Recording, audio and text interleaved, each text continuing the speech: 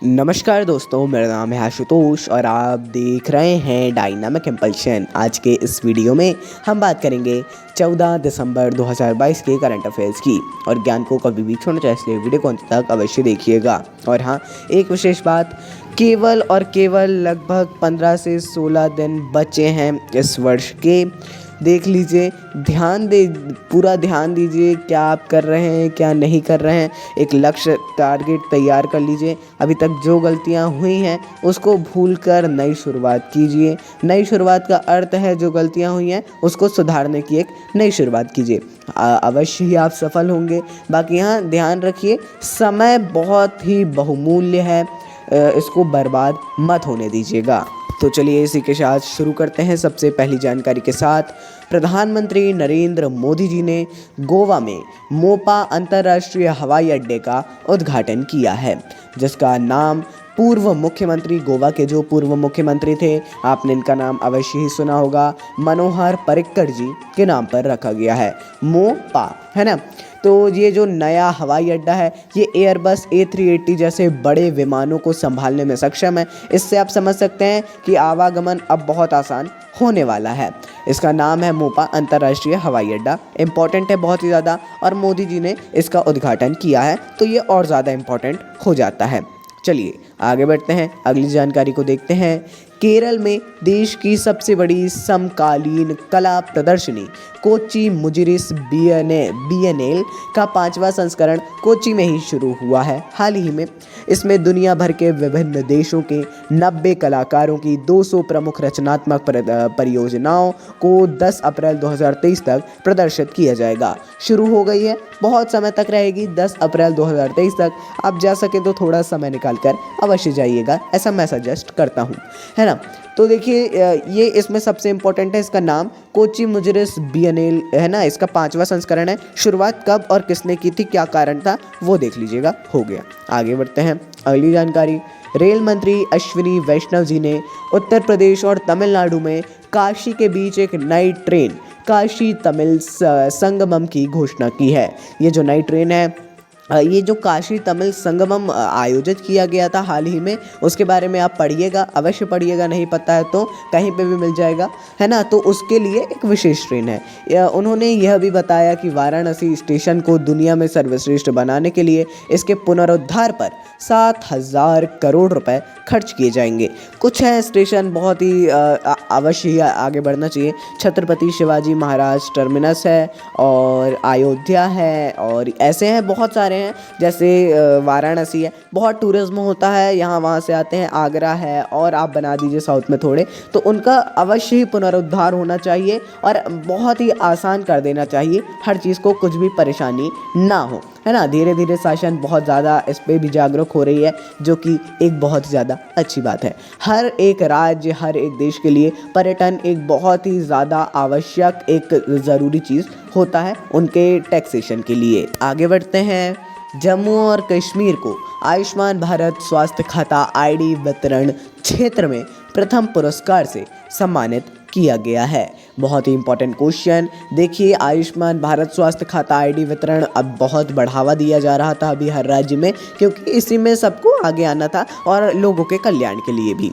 इसने universal health coverage day 2022 के जश्न के दौरान टेली परामर्श की श्रेणी में भी दूसरा स्थान जीता है। इससे आप समझ सकते हैं जम्मू और कश्मीर अब बहुत ही ज़्यादा धीरे धीरे विकसित होगा। अब विकसित हो भी चुका है कई हद तक, बहुत ही ज़्यादा अच्छी बात है और ऐसा होना भी चाहिए। आइए आगे बढ़ते हैं अगली जानकारी की ओर। केरल के मुख्यमंत्री पिनाराई विजयन जी ने अलवा एक क्षेत्र है, इसमें स्थित बीज फार्म को देश का पहला कार्बन न्यूट्रल फार्म घोषित किया। यानी कि घोषित किया है, इनने घोषित किया है, कह सकते हैं केरल शासन ने घोषित किया है।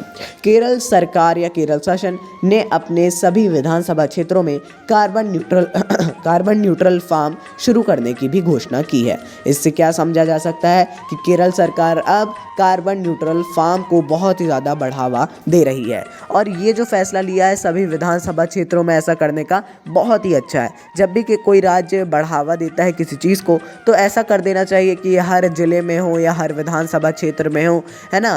अगर नहीं हो सकता है तो ज़िले में, अगर हर विधानसभा में हो सकता है तो हर विधानसभा में हो, और बहुत ही अच्छी बात है। और ऐसा यदि सरकारी जो कार्यालय वगैरह है उसमें भी थोड़ा थोड़ा किया जाए, जैसे सोलर का है, तो वो भी बहुत ही ज़्यादा ठीक होगा। लोगों को उससे भी जागरूकता मिलेगी। आइए आगे बढ़ते हैं। मेघना अलाहावत को table tennis federation of India का अध्यक्ष हाल ही में चुना गया है। मेघना अलाहावत जो हैं इसकी पहली महिला अध्यक्ष भी चुनी गई हैं। ये बहुत ज़्यादा अच्छी बात है, इनको इसके लिए बहुत बहुत शुभकामनाएं, बहुत बहुत बधाई। मेघना अलाहावत जी के बारे में अवश्य पढ़िएगा। ये खिलाड़ी भी रह चुकी हैं टेबल टेनिस की, और बहुत अच्छा इन्होंने प्रदर्शन भी किया है भारत के लिए, अच्छी बात है। बाकी एक और ऐसे ही स्पोर्ट्स फेडरेशन की शायद एक महिला अध्यक्ष चुनी गई है पहली, उनका नाम आपको कमेंट में बताना है, हमने उसकी जानकारी भी आप तक पहुंचाई थी। आगे बढ़ते हैं, अगली जानकारी को देखते हैं। जैविक विविधता पर संयुक्त राष्ट्र सम्मेलन, जिसे पार्टियों का सम्मेलन अर्थात कॉप कहा जाता है, कॉन्फ्रेंस ऑफ पार्टीज़ 15 भी कहा जाता है। इसमें मॉन्ट्रियल कनाडा में 7 से 19 दिसंबर 2022 तक आयोजित किया जाएगा। तो देखिए 19 तक होने वाला है 7 से। सम्मेलन मूल रूप से अक्टूबर में चीन में आयोजित होने वाला था, लेकिन चीन में कोविड की स्थिति के कारण कनाडा में इसको स्थानांतरित कर दिया गया है। बहुत ही ज़्यादा ये इम्पोर्टेंट जानकारी है। कॉप के बारे में तो पढ़ना ही पढ़ना है। कॉन्फ्रेंस ऑफ पार्टीज़ इसका फुल फॉर्म होता है। कॉप के बारे में आप लोग अवश्य ही विकिपीडिया में पूरी जानकारी मिल जाएगी, उसको पढ़ लीजिएगा। आइए अगली जानकारी को देखते हैं।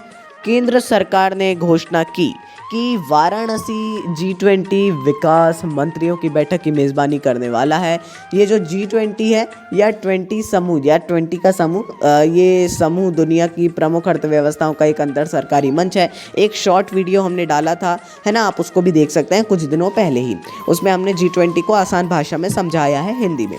तो देखिए इसका केंद्र सरकार ने ऐसी घोषणा पहले ही कर दी थी कि एक जगह पे नहीं होगा सिर्फ नई दिल्ली में, पूरे भारत में स्प्रेड करेंगे, अलग अलग बैठकें होंगी। अब पहली घोषणा की है कि विकास मंत्रियों की बैठक वाराणसी में आयोजित की जाने वाली है। मेज़बानी इस बार हर बैठक की भारत को ही करना है।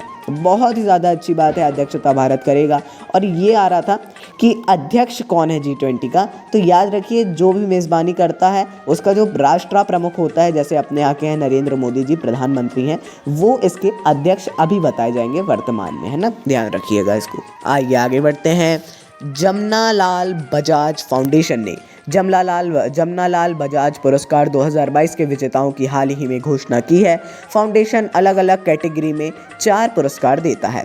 3 पुरस्कार भारतीयों को दिए जाते हैं, 1 पुरस्कार बाहरी कोई गांधीवादी मूल्यों को बढ़ावा देने वाले किसी एक विदेशी को दिया जाता है। जमनालाल बजाज फाउंडेशन के बारे में पढ़िएगा और जमनालाल बजाज जी के बारे में भी पढ़िएगा, आपको ज़रूर कुछ ना कुछ प्रेरणा मिलेगी। यदि समय हो तो थोड़ा समय निकाल के अवश्य ही पढ़िएगा इनके बारे में। तो चलिए दोस्तों, ये थी अंतिम जानकारी। बाकी कुछ भी कन्फ्यूज़न हो किसी भी टॉपिक से रिलेटेड कमेंट में पूछिएगा। बाकी मिलते हैं नई जानकारी के साथ नए वीडियो में। नमस्कार, डायनामिक इम्पल्शन।